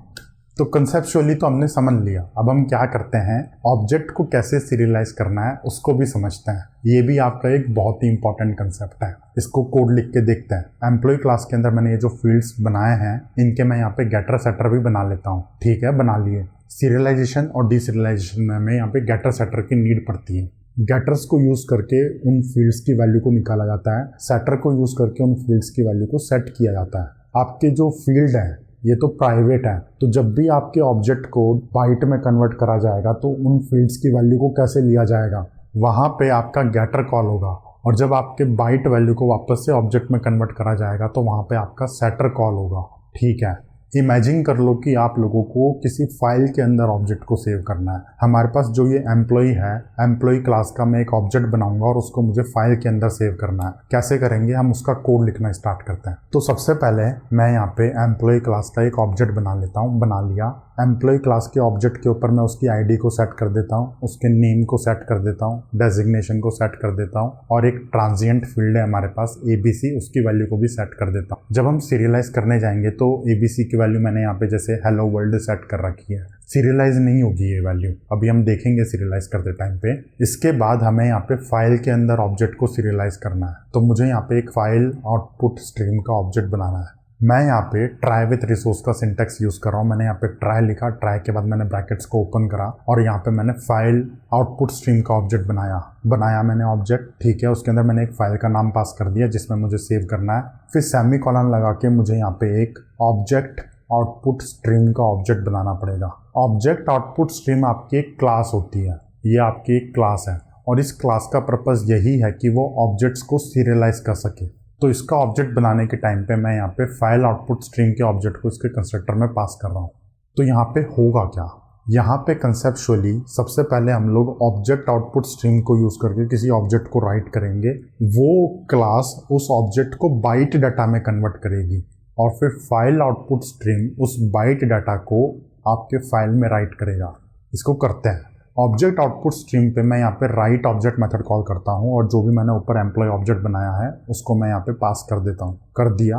इसके बाद मुझे यहाँ पे फ्लश कॉल करना है। ऑब्जेक्ट आउटपुट स्ट्रीम पे फ्लश कॉल कर दिया मैंने, फाइल आउटपुट स्ट्रीम पे मैंने फ्लश कॉल कर दिया। ठीक है, और सबसे एंड में मुझे यहाँ पे कैच करनी है एक्सेप्शन, तो मैं यहाँ पे IO एक्सेप्शन कैच कर लेता हूँ और एक्सेप्शन के केस में मैं यहाँ पे कुछ मैसेज प्रिंट कर देता हूँ, there is some error in my program. ठीक है, अब मैं इस प्रोग्राम को रन करता हूँ। तो रन करने से पहले एक बार आप कंसेप्चुअली समझ लो हो क्या रहा है। आपके एम्प्लॉय क्लास का ऑब्जेक्ट बनेगा, बन गया। आपके यहाँ पे दो स्ट्रीम ओपन होगी, फाइल आउटपुट स्ट्रीम और object output stream. Object output stream को यूज़ करके हमने ऑब्जेक्ट को राइट करा है, तो वो जो एम्प्लॉय क्लास का ऑब्जेक्ट है वो आपके बाइट डाटा में कन्वर्ट हो जाएगा। फिर फाइल आउटपुट स्ट्रीम उस बाइट डाटा को आपके फाइल में राइट कर देगा। अगर मैं प्रोग्राम को रन करता हूँ तो रन करने के बाद आप देखो यहाँ पे साइड में आपको एक फाइल अवेलेबल हो गई है और ये जो फाइल है ये आपकी एक बाइनरी डाटा है। अगर मैं इसको ओपन करता हूँ तो यहाँ पे मुझे कुछ इनवैलिड टेक्स्ट दिख रहा है क्योंकि ये कैरेक्टर में कन्वर्ट नहीं कर सकते, ये बाइट वैल्यू है यहाँ पे। ठीक है, तो ये मैंने ऑब्जेक्ट को राइट किया है। ऑब्जेक्ट को राइट किया है मतलब कि ऑब्जेक्ट को सीरियलाइज करा है। अब मैं क्या करता हूँ, मुझे इस ऑब्जेक्ट को रीड करना है, वापस से इसको डीसीरियलाइज करना है। तो डीसीरियलाइज करने के लिए भी आपकी प्रोसेस सिंपल सी है। सबसे पहले आपको फाइल से रीड करना है। फाइल से रीड करने के बाद आपको यहाँ पे उस बाइट डाटा को ऑब्जेक्ट में बदलना है। ठीक है, तो अगेन मैं यहाँ पे ट्राई विथ रिसोर्स का सिंटेक्स यूज़ कर रहा हूँ। मैंने यहाँ पे ट्राई लिखा। ट्राई लिखने के बाद मैं यहाँ पे फाइल इनपुट स्ट्रीम का ऑब्जेक्ट बनाऊंगा। बनाया मैंने ऑब्जेक्ट, उसके अंदर मैंने फाइल का नाम पास कर दिया। ठीक है, सेमी कॉलन लगा के मैं यहाँ पे ऑब्जेक्ट इनपुट स्ट्रीम का ऑब्जेक्ट बनाऊंगा, उसको बनाया और उसके कंस्ट्रक्टर के अंदर मैंने फाइल इनपुट स्ट्रीम पास कर दिया। ट्राई के बाद मुझे यहाँ पे कैच लगाना है। मैंने यहाँ पे IO एक्सेप्शन को कैच करा। अगर हमें कोई एक्सेप्शन आती है तो मैं यहाँ पे सिंपल सा system.out.println कर देता हूँ। अब ये जो ऑब्जेक्ट इनपुट स्ट्रीम है इसके ऑब्जेक्ट को यूज़ करके मैं डायरेक्टली रीड ऑब्जेक्ट कर सकता हूँ। तो हमने यहाँ पे फाइल के अंदर किस टाइप के ऑब्जेक्ट को राइट करा था, हमने यहाँ पे एम्प्लॉय के ऑब्जेक्ट को राइट करा था। तो जब मैं उसको रीड करने जाऊँगा तो मुझे यहाँ पे एम्प्लॉय क्लास का ऑब्जेक्ट मिलेगा। तो इस तरीके से मैं यहाँ पे डायरेक्टली रीड ऑब्जेक्ट मेथड को कॉल करके उसको एम्प्लॉय क्लास के ऑब्जेक्ट में कास्ट कर सकता हूँ। तो हमें यहाँ पे एम्प्लॉय क्लास का ऑब्जेक्ट मिल गया। इस ऑब्जेक्ट के ऊपर मैं नेम को कॉल करता हूँ, उसको प्रिंट कर देता हूँ। ID को कॉल करता हूँ, उसको प्रिंट कर देता हूँ। डेजिग्नेशन को कॉल करता हूँ, गेटर को, और उसको प्रिंट कर देता हूँ। और सबसे लास्ट में मैं यहाँ पे ABC जो हमारा फील्ड है उसको कॉल करता हूँ और उसको प्रिंट कर देता हूँ, गेटर को। तो ABC आपका ट्रांजिएंट फील्ड है, तो ABC की वैल्यू वहाँ पे हेलो वर्ल्ड है ऊपर, लेकिन वो यहाँ पे सीरियलाइज नहीं हुई होगी। ID, नेम और डेजिग्नेशन तो सीरियलाइज हो गया होगा, ABC हमें यहाँ पे नल मिलेगा। ठीक है, अब हम प्रोग्राम को रन करते हैं। रन करने से पहले मैं क्या करता हूँ, सबसे पहले ये जो फाइल है इसको डिलीट कर देता हूँ। अब मैं वापस प्रोग्राम को रन करूँगा। रन करने के बाद आप यहाँ पे देखो क्या हुआ है। सबसे पहले तो आपकी यहाँ पे फाइल बन गई, एक जो हमने डिलीट कर रखी थी वो फाइल बन गई, मतलब कि जो हमारा एम्प्लॉय ऑब्जेक्ट है वो सीरियलाइज हो गया। फिर हमने उसी फाइल को रीड करा और उसको एम्प्लॉय में कन्वर्ट कर दिया। कन्वर्ट करने के बाद मुझे यहाँ पे उसकी आईडी मिल गई, जो भी है, उसका नेम मिल गया, जो भी है, डेजिग्नेशन मिल गया। लेकिन एबीसी में हमें यहाँ पे नल मिला है, क्योंकि एबीसी आपका ट्रांजिएंट है तो वो वहाँ पे सीरियलाइज नहीं हुआ है, तो उसको डीसीरियलाइज करने जाएंगे तो उसकी वैल्यू नल होगी। तो ये है आपका ट्रांजिएंट का यूज केस, और इसका मतलब ये है सीरियलाइजेशन डीसीरियलाइजेशन में काम आता है। जनरली जब हम प्रोडक्शन एप्लीकेशंस बनाते हैं तो हम वहाँ पे ऑब्जेक्ट को इस तरीके से सीरियलाइज नहीं करते हैं। ऑब्जेक्ट को सीरियलाइज करने के बहुत सारे तरीके होते हैं। जेसन में कर सकते हो, आप किसी भी टाइप में कर सकते हो, वो धीरे धीरे जब हम आगे बढ़ेंगे तो समझेंगे। कंसेप्चुअली ये आपका एक कंसेप्ट है जावा के अंदर जो हमें कभी कभी यूज करना पड़ता है। 10 सालों के एक्सपीरियंस में मैंने बहुत सारा कोड लिखा है। बहुत ही रेयर केसेस में मैंने इस टाइप के केसेस को यूज करा है कि यार ऑब्जेक्ट को डायरेक्टली फाइल में सीरियलाइज कर दो और उस फाइल को कहीं पे सेव करना है कर दो, क्लाउड पे अपलोड करना है कर दो। मुझे उम्मीद है कि आपको ये कंसेप्ट समझ में आया होगा सीरियलाइजेशन डीसीरियलाइजेशन का, कैसे करना है, स्ट्रीम्स कैसे बनानी है, रीड कैसे करना है, ट्रांजिएंट का मतलब क्या है, एक्सेट्रा एक्सेट्रा। अगर अगेन इसको लेके कोई डाउट है तो आप नीचे कमेंट सेक्शन में पोस्ट करो। वैसे मुझे डाउट्स के रिलेटेड कोई भी कमेंट्स नहीं आ रहे हैं, तो मतलब आपको सब कुछ समझ में आ रहा है यार। ठीक है। ट्रांजिएंट के बाद आपका अगला कीवर्ड आता है वॉलेटाइल कीवर्ड। अब वॉलेटाइल कीवर्ड को हम normally day to day life में यूज़ नहीं करते हैं।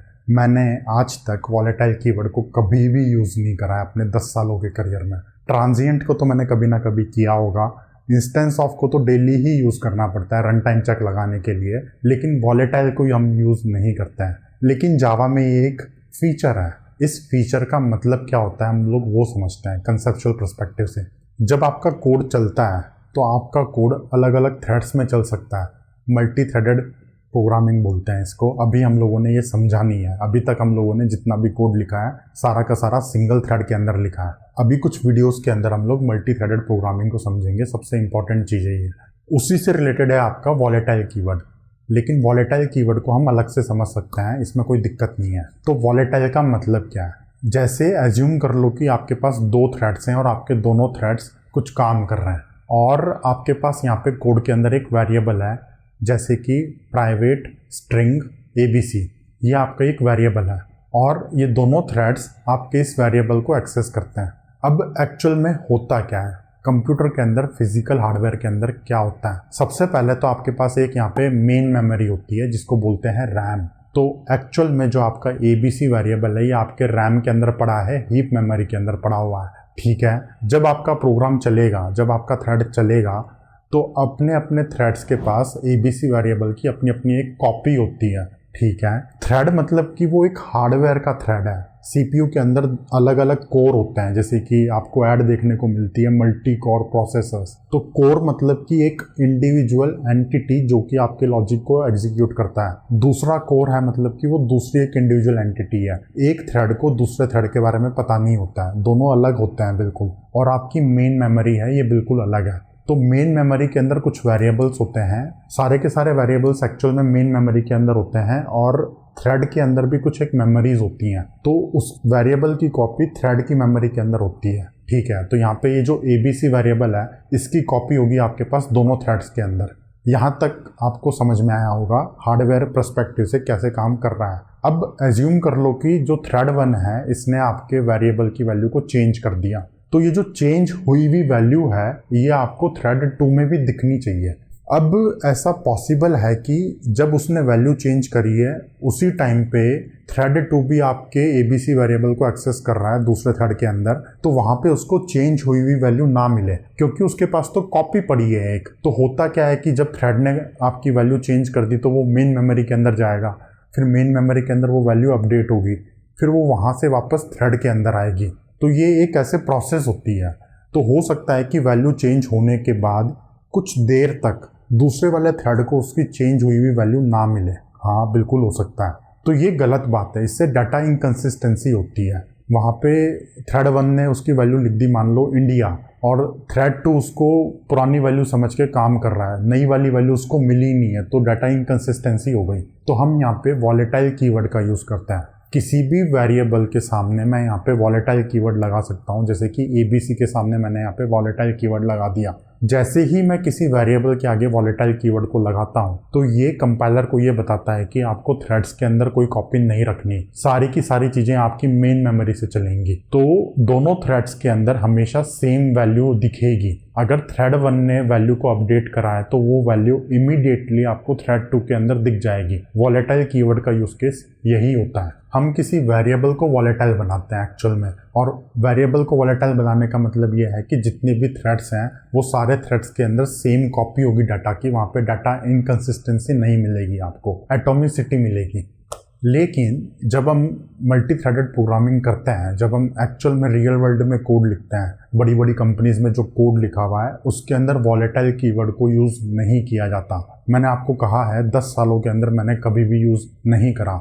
इसका और भी एक सिंपल तरीका होता है जिस तरीके से हम लोग थ्रेड सिंक्रोनाइजेशन करते हैं, वो हम लोग मल्टी थ्रेडेड प्रोग्रामिंग में समझेंगे। फिलहाल के लिए आपको सिर्फ वॉलेटाइल कीवर्ड को समझना है। वॉलेटाइल कीवर्ड का सिंपल सा मतलब ये है, जिस फील्ड के आगे आप वॉलेटाइल लगा दोगे वो फील्ड की सारे थ्रेड्स के अंदर सेम कॉपी होगी, उसको सेम वैल्यू देखने को मिलेगी। ठीक है, तो यहाँ पे हमारे ये कीवर्ड्स भी डन हो गए, इंस्टेंस ऑफ, ट्रांजिएंट, वॉलेटाइल। अगर इनको लेके भी कोई डाउट है तो आप नीचे कमेंट सेक्शन में पोस्ट कर सकते हो। अब हम आगे बढ़ते हैं और आज के वीडियो का सबसे लास्ट कंसेप्ट है आपका एनोटेशंस। तो इसके बारे में बात करते हैं। एनोटेशंस के बारे में बात करने से पहले आप लोगों के लिए एक डिस्क्लेमर। एनोटेशन एडवांस टॉपिक है, बहुत ही एडवांस टॉपिक है, आप लोगों को ये ध्यान से समझना है। तो सबसे पहले हम एनोटेशन के पर्पस को डिस्कस करते हैं कि एनोटेशन बनाया क्यों है। जब हम कुछ कोड लिखते हैं तो हमने वहाँ पे कुछ क्लास बनाई, मेथड बनाया, फील्ड्स बनाए, ठीक है। अब कभी कभी ऐसा होता है कि हमें कुछ एडिशनल इंफॉर्मेशन सप्लाई करनी पड़ती है अपने कोड के साथ। हमने क्लास के अंदर कुछ मेथड्स बना लिए, उसके फील्ड्स बना लिए, लेकिन वो फील्ड का कुछ मेटाडाटा होना चाहिए। मेटाडाटा मतलब कि डाटा का भी डाटा, वो फील्ड का काम क्या है, क्यों बनाया गया है, इस टाइप की इंफॉर्मेशन को हम लोग कोड में लिख सकते हैं और उस इंफॉर्मेशन को कुछ टूल्स प्रोसेस करते हैं। तो हम ज़रा इसको डायरेक्टली कोड में चलते हैं और कोड में लिख के समझते हैं कि एनोटेशन का मतलब क्या है और उसको कैसे बनाते हैं। मेरे पास यहाँ पे मेन क्लास है और मेन मेथड है, बाकी सारी क्लासेस एकदम खाली हैं। तो सबसे पहले हम लोग एक सिंपल सा एनोटेशन बनाना सीखते हैं। एनोटेशन बनाने के लिए आप लोगों को यहाँ पे एक इंटरफेस का सिग्नेचर यूज़ करना है। तो हम लोग यहाँ पे सोर्स पे जाते हैं, न्यू पे क्लिक करते हैं, जावा क्लास, और यहाँ पे मैं कुछ नाम दे देता हूँ। जैसे कि एनोटेशन का नाम मैंने रख दिया यहाँ पे रोल्स रख दिया, मैंने कोई भी नाम रख सकते हो आप, आपकी मर्जी है। नाम देने के बाद मैंने यहाँ पे इंटरफेस को चूज कर लिया, ठीक है। तो यहाँ पे मेरा एक इंटरफेस बन के तैयार हो गया। अब ये एक इंटरफेस है, एनोटेशन नहीं है। तो इंटरफेस के सिग्नेचर के आगे आप यहाँ पे ऐट कीवर्ड को यूज करते हो इस तरीके से। जैसे ही मैंने यहाँ पे ऐट कीवर्ड को यूज करा, ये आपका एक एनोटेशन बन गया, इंटरफेस नहीं है। अब इसके अंदर मैं कुछ डिफाइन कर सकता हूँ, कुछ मेथड्स डिफाइन कर सकता हूँ। जैसे कि मैं यहाँ पे सिंपल सा रख देता हूँ स्ट्रिंग वैल्यू, और उसको मैंने यहाँ पे ब्रैकेट्स लगा के उसका सिग्नेचर कंप्लीट कर दिया, आगे सेमीकोलन लगा दिया मैंने। तो ये हमारा एक सिंपल सा एनोटेशन तैयार हो गया है। अब हम इस एनोटेशन को यूज करना देखते हैं। अभी ये जो एनोटेशन हमने बनाया है, ये एनोटेशन को हम किसी के ऊपर लगा सकते हैं, क्लास के ऊपर लगा सकते हैं, फील्ड के ऊपर लगा सकते हैं, मेथड के ऊपर लगा सकते हैं, और कुछ एडिशनल इंफॉर्मेशन मैं वहाँ पे सप्लाई कर सकता हूँ। इस एनोटेशन के अंदर मैंने जो भी मेथड बनाया है वो सारी इंफॉर्मेशन मैं वहाँ पे सप्लाई कर सकता हूँ। अभी हम इसको लगा के देखते हैं। मैं यहाँ पे एक क्लास बनाता हूँ, जैसे कि एम्प्लॉय क्लास मैंने यहाँ पे बनाई, ठीक है। एक क्लास हमारी बन के तैयार हो गई। इस क्लास के अंदर मैं यहाँ पे सिंपल सा एक स्ट्रिंग वेरिएबल बनाता हूँ, नेम, प्राइवेट स्ट्रिंग नेम बना लिया मैंने, और इसका मैं कुछ गेटर सेटर बना देता हूँ, बना लिया। तो वहाँ पे हमने एक एनोटेशन बनाया, बहुत ही सिंपल। उसके अंदर हमने एक मेथड बनाया, और यहाँ पे हमने एक क्लास बनाई, और उसके अंदर एक सिंपल सा एक प्राइवेट स्ट्रिंग फील्ड बना दिया। अब मुझे उस एनोटेशन को इस क्लास के अंदर यूज करना है, एडिशनल इंफॉर्मेशन सप्लाई करने के लिए मुझे यूज करना है। तो मैं यहाँ पे इस फील्ड के ऊपर एट रूल्स लगा के वो एनोटेशन लिख सकता हूँ, इस तरीके से लिख दिया मैंने। फिर उस इंटरफेस के अंदर मैंने जो स्ट्रिंग मेथड बनाया था उसकी वैल्यू मैं यहाँ पे ब्रैकेट्स के अंदर स्पेसिफाई करके इस तरीके से दे सकता हूँ। जैसे कि अज्यूम कर लो इस एम्प्लॉय का रोल है स्टाफ, तो मैंने यहाँ पे स्टाफ इसकी वैल्यू दे दी, ठीक है।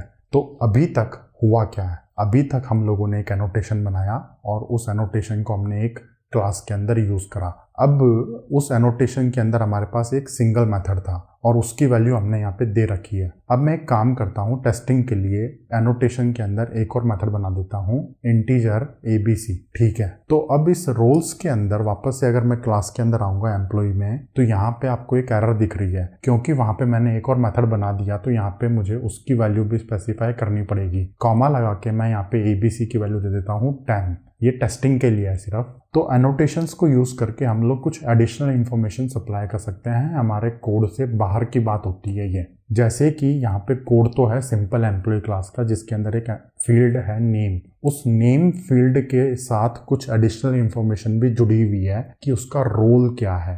वो एडिशनल इन्फॉर्मेशन को हम लोगों ने यहाँ पे एनोटेशन यूज़ करके डिफाइन कर रखा है। अब हम इसको यूज़ करना देखते हैं, किस तरीके से इस इंफॉर्मेशन को निकाला जाता है। हम लोग यहाँ पे चलते हैं मेन क्लास के अंदर। ठीक है, सबसे पहले मैं यहाँ पे एक एम्प्लॉय क्लास का ऑब्जेक्ट बनाता हूँ। बना लिया ऑब्जेक्ट मैंने, उसके ऊपर मैं उसका नेम सेट कर देता हूँ, जैसे कि रितेश सांगवान। ठीक है, तो मैं एक एम्प्लॉय हूँ, मेरा नेम है रितेश। ओके, अब इस ऑब्जेक्ट के अंदर एक फील्ड है नेम, उस नेम के ऊपर एक एनोटेशन लगा है रोल्स।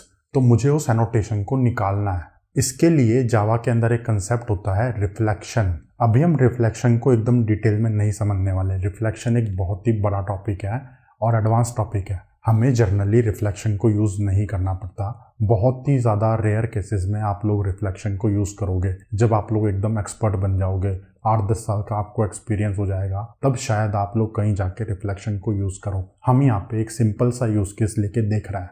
रिफ्लेक्शन को यूज़ करके मैं यहाँ पे उस एनोटेशन की वैल्यू को निकाल सकता हूँ। कैसे निकालते हैं हम उसको देखते हैं स्टेप बाय स्टेप। सबसे पहले इस ऑब्जेक्ट का मुझे क्लास ऑब्जेक्ट चाहिए, तो इस ऑब्जेक्ट के ऊपर एक मेथड होता है गेट क्लास। क्लास को कॉल करके मेरे को यहाँ पे एक क्लास ऑब्जेक्ट मिल गया। क्लास ऑब्जेक्ट आपके क्लास की इंफॉर्मेशन को स्टोर करता है।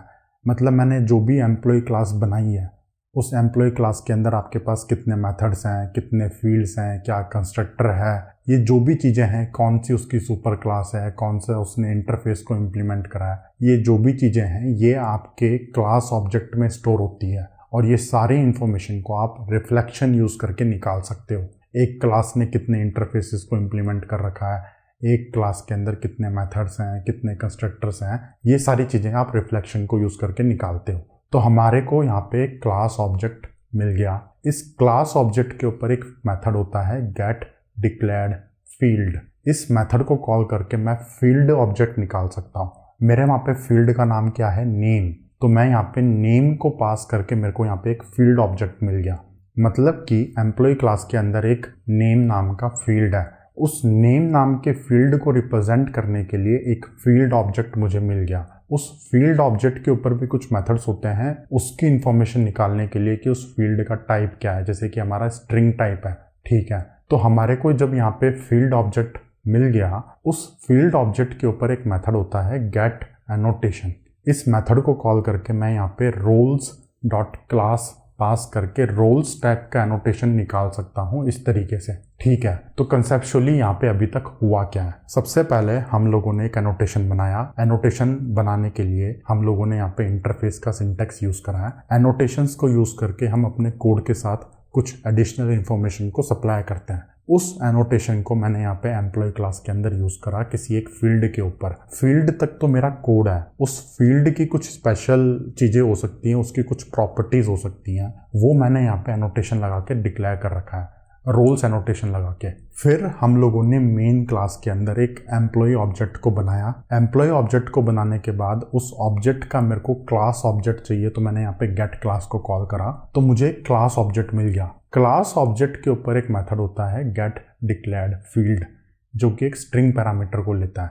मतलब कि इस नाम का जो भी फील्ड है वो मुझे निकाल के दे दो, तो मुझे वहाँ पे एक फील्ड ऑब्जेक्ट मिल गया। ठीक है, फील्ड ऑब्जेक्ट को यूज करके मैं यहाँ पे फील्ड की प्रॉपर्टीज निकाल सकता हूँ। उसका नाम क्या है, उसका टाइप क्या है, उसके ऊपर कौन कौन से एनोटेशंस लगे हुए हैं। तो यहाँ पे मैंने गेट डिक्लेयर्ड एनोटेशन मेथड को यूज करके रोल्स एनोटेशन निकाल के दिया। अगर इस फील्ड के ऊपर रोल्स एनोटेशन नहीं लगा हुआ तो यहाँ पे आपको नल मिलेगा। वो एनोटेशन वहाँ पे लगा ही नहीं है तो नल मिलेगा। लेकिन हमने वहाँ पे लगाया है तो हमारे केस में हमको नल नहीं मिलेगा। अभी हम आगे बढ़ते हैं। जब हमारे पास रोल एनोटेशन का ऑब्जेक्ट आ गया तो उसके बाद तो उस एनोटेशन ऑब्जेक्ट पे मैं यहाँ पे नेम कॉल करके नेम की वैल्यू निकाल सकता हूँ, एबीसी कॉल करके मैं यहाँ पे एबीसी की वैल्यू निकाल सकता हूँ, ठीक है। और इन दोनों वैल्यू को निकाल के मैंने यहाँ पे दोनों वैल्यूज को प्रिंट कर रखा है। तो यहाँ पे आप एक बार ध्यान से देखो, हमको यहाँ पे नेम क्या मिलेगा, हमको यहाँ पे नेम मिलेगा स्टाफ। एबीसी की वैल्यू हमें क्या मिलेगी, एबीसी की वैल्यू हमें मिलेगी 10। अब हम इस प्रोग्राम को रन करते हैं। जैसे ही मैंने प्रोग्राम को रन करा, मेरे को एक्सपेक्टेशन तो थी कि यहाँ पे हमको वैल्यू प्रिंट हो जाएगी, बट ये क्या हो गया, यहाँ पे हम लोगों को एक नल पॉइंटर एक्सेप्शन मिली है। नल पॉइंटर एक्सेप्शन मिली है और हमें यहाँ पे ये बता रखा है कि आर जो है रोल्स एनोटेशन वो आपका नल है। वहाँ पे एम्प्लॉय क्लास के अंदर तो मैंने एनोटेशन लगा रखा है, लेकिन हमें फिर भी नल मिला है। क्यों मिला है हम इसको समझते हैं। एनोटेशन के अंदर एक प्रॉपर्टी होती है, एक कंसेप्ट होता है रिटेंशन पॉलिसी। रिटेंशन पॉलिसी का मतलब ये है कि आपके एनोटेशन की जो भी डिटेल्स हैं वो कहाँ तक रिटेन की जाएंगी। हम एक बार एक काम करते हैं, रोल्स एनोटेशन के अंदर चलते हैं और वहाँ पे हम लोग रिटेंशन पॉलिसी को स्पेसिफाई करते हैं। एनोटेशन के ऊपर मैं एक और एनोटेशन लगा सकता हूँ @रिटेंशन पॉलिसी, और इसके अंदर हमारे पास 3 वैल्यूज होती हैं। सबसे पहले होती है सोर्स। सोर्स मतलब कि आपके एनोटेशन की डिटेल्स सिर्फ सोर्स फाइल के अंदर ही होंगी। फिर आपके पास एक वैल्यू होती है क्लास। इसका मतलब ये है कि आपके एनोटेशन की सारी डिटेल्स सिर्फ क्लास फाइल तक की सीमित है, क्लास के आगे नहीं है। फिर हमारे पास एक पॉलिसी होती है रन टाइम, मतलब कि आपके एनोटेशन की सारी डिटेल्स रन टाइम पे आपको अवेलेबल होंगी। तो हमको वहाँ पे नल इसलिए मिला है क्योंकि हमने यहाँ पे रिटेंशन पॉलिसी को यूज़ नहीं करा है, हम वहाँ पे अपना कोड रन कर रहे हैं, तो हमें यहाँ पे रन टाइम रिटेंशन पॉलिसी को लगाना है। जब हम रन टाइम रिटेंशन पॉलिसी को यूज़ करेंगे तभी तो हमारे एनोटेशन की सारी डिटेल्स रन टाइम तक वहाँ पे रखी जाएंगी और हम वहाँ पे रन टाइम पे उनको निकाल सकते हैं। तो हम इस पे रन टाइम रिटेंशन पॉलिसी लगा देते हैं, लगा दिया हमने। अब हम वापस से मेन क्लास के अंदर आते हैं। अब हम अगर प्रोग्राम को रन करेंगे तो आप यहाँ पे देखो क्या आउटपुट मिल रहा है। इस केस में आपको नल पॉइंटर एक्सेप्शन नहीं मिली, इस केस में आपको एक्चुअल में वैल्यू मिल गई है। तो पहले नल पॉइंटर एक्सेप्शन इसलिए आ रही थी क्योंकि हमारे एनोटेशन की डिटेल्स को रन टाइम तक भेजा नहीं जा रहा था। जैसे ही हमने वहाँ पे रिटेंशन पॉलिसी रन टाइम लगा दी, हमारी एनोटेशन की डिटेल्स को आपके रन टाइम तक भेजा गया और वहाँ पे हमने रन टाइम पे उसकी डिटेल्स को निकाल के यहाँ पे प्रिंट कर रखा है। तो ये एनोटेशन का सिंपल सा कंसेप्ट है। हो सकता है आपको इंटरव्यू में कोई पूछ ले तो आप लोग बता सको। इतना अगर आपको समझ में आ गया तो आपको फंडामेंटल कंसेप्ट समझ में आ गया एनोटेशन का, कैसे बनाते हैं, कैसे यूज़ करते हैं, रिटेंशन पॉलिसी क्या होती है और रिफ्लेक्शन को यूज़ करके हम किस तरीके से एनोटेशन को निकालते हैं। ये 4-5 कंसेप्ट्स ही हैं आपके पास एनोटेशंस को लेके। कमेंट करके बताओ कि किन किन लोगों को ये कंसेप्ट समझ में आया है। आज के लिए फ्रेंड्स इतना ही। अगर आपको वीडियो पसंद आया है तो वीडियो को लाइक करते हुए जाओ। अगर आपको चैनल का कंटेंट अच्छा लग रहा है तो चैनल को सब्सक्राइब कर लो, बेल आइकन को भी प्रेस कर दो और जितना हो सके इस कंटेंट को शेयर करो अपने फ्रेंड्स के साथ, कलीग्स के साथ। मिलते हैं अगले वीडियो में गाइस, तब तक के लिए take care and good luck to you. Thanks for watching.